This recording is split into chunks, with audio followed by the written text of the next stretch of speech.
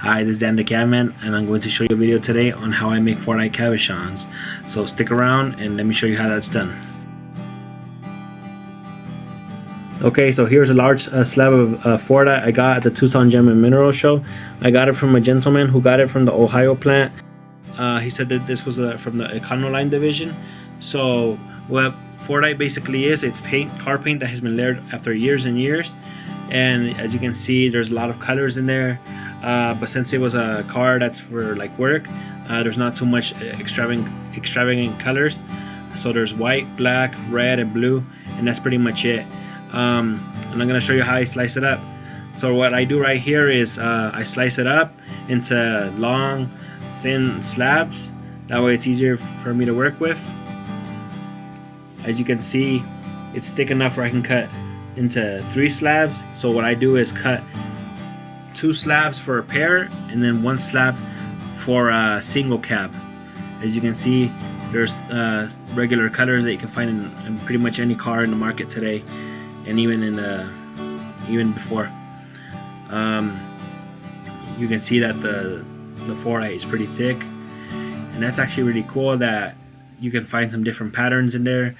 The patterns that are really popular are the bubbly patterns. You can see that there's like a lot of variation in the color from like white to red in an instant, and that's what a lot of people look for. This is a pretty good example of what you can find pretty much out of any type of Fordite.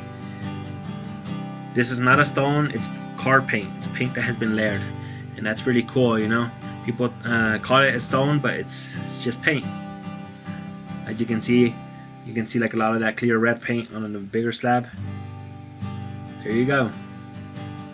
Got one more pair right there.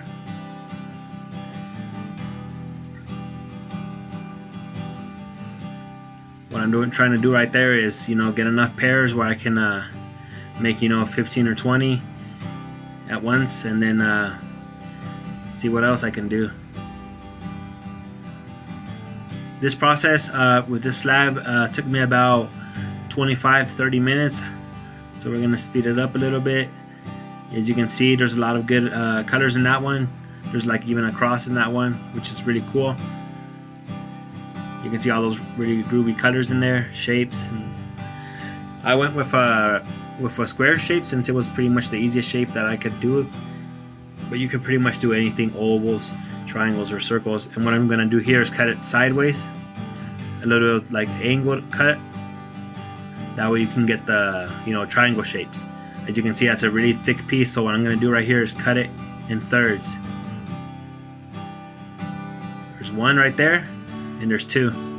As you can see, they're different colors because there's different layers, and that's okay. Sometimes I just cut random shapes, and sometimes they turn out good, sometimes they're okay. Now that's a nice one right there. Okay, fast forward here to the cabbing. I'm grinding them on, I started off on 220 grit wheels. You don't need to go on 100 grit since the Fordite is very soft. As you can see, I already grinded down from like the white and the black to the red. I'm gonna grind it a little bit more down because it's too thick still. And here's a handful of cabochons, turquoise cabochons that I cut during the day. These aren't ready to go yet, but they will be very soon. As you can see, I already got the shape. There's really nice white and black in that one. And here what I'm trying to do is try to get the scratches off. You don't need to go crazy on these wheels. These wheels are 600, 1200, and 3000 grit. If you're there for about 15 or 20 seconds on each wheel, that's more than enough.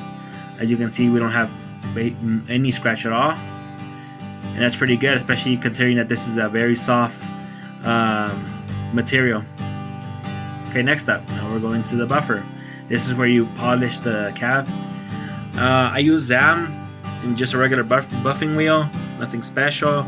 You first polish the edges, and then you polish the top. That way you don't gotta touch the top when you're polishing the edges. That's why I do it this way. As you can see, there's a mirror-like finish.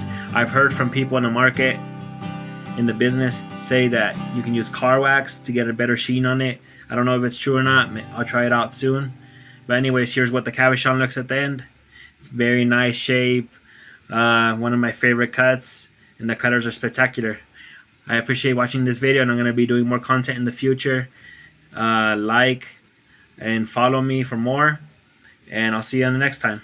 Thank you.